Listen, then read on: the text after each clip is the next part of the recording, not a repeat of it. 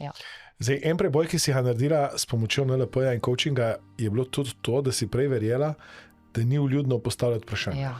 Torej, da če nekomu postaviš vprašanja, nisi vljudna. Tako. Kako si to zdaj spremenila s temi znani in orodji in kako je to vplivalo na tvoje vodenje?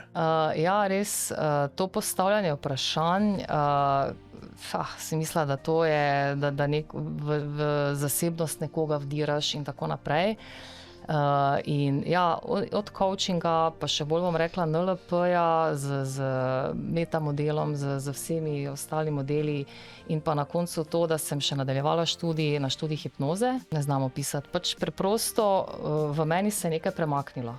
Ena sprostitev, razbremenjenost, celo vidiš, da je, oziroma ugotovila sem, kako zelo koristno je spraševati. Ne samo, da je fajn nekoga nekaj vprašati, ampak da moraš spraševati, ne? Ker vidiš, da moj model sveta je nekaj čisto drugega, kot pa od nekoga spet drugega, na drugi strani recimo mojih zaposlenih. In jaz mislim, to bi moralo biti narejeno tako, niti ne vprašam, če je jasno, niti ne vprašam mogoče za njeno mnenje ali kako bi ona to naredila, in je lahko rezultat čisto zgrešen, ne? Ampak odgovornost nosim jaz, ker nisem vprašala, ker se nisem pozanimala, ker nisem dala možnosti in priložnosti, da pridemo do boljše rešitve.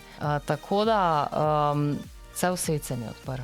Temu si tudi ti pripomogel s tvojo hipnozo in se mi zdi, da od takrat res je nekaj znotraj mene, kar je odpadlo. Se pravi, ena tista ovira,